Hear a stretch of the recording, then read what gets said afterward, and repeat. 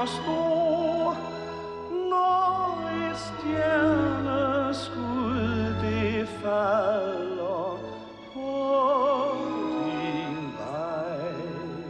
Jeg er da en rigtig dreng. Nej. Bjarne Corydon. Skal Gepetto få, hvad han ønsker sig, så kommer det helt an på dig. På mig? Hvis du er tapper, god og ærlig, så bliver du en dag en rigtig dreng. En rigtig dreng? Det bliver ikke let. Du må lære at skelne mellem ret og uret. Ret? Uret? Hvordan kan jeg det? Nej, hør nu. Det siger din samvittighed dig. Mm-hmm. Hvad for en vittighed? Der er ingen bånd, der binder mig, og ingen holder på mig, nej. Før var jeg i slaveri, men nu er det forbi. Hej, hopper, hiver og sving, jeg kan gå hvorhen jeg vil. Glad hopper jeg omkring, ligesom jeg er tosset til. Og jeg synes ikke, det er en korrekt fremstilling, at det skulle være sådan en David mod Goliat, hvor statsmagten står og tårner sig op på den ene side, og lønmodtagerne sidder på den anden side. Det er jo en regulær forhandling.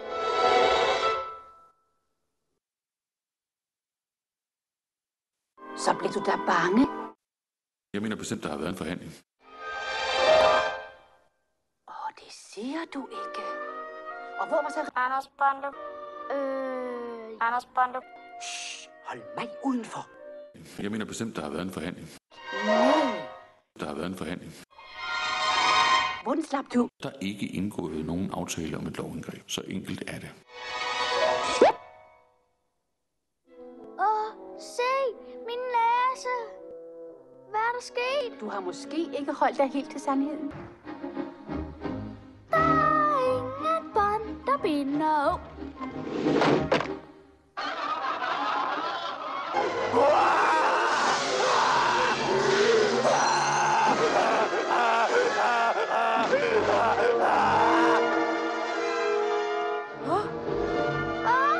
Hvad er der sket? Hvad skal jeg gøre?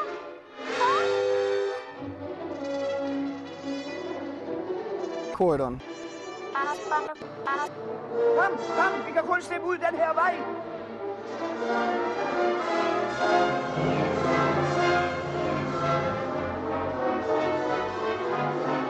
Skynd dig, før han ser os.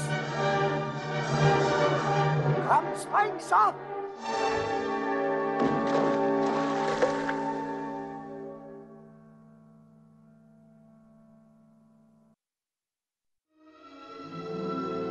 Det kalder jeg et eventyr.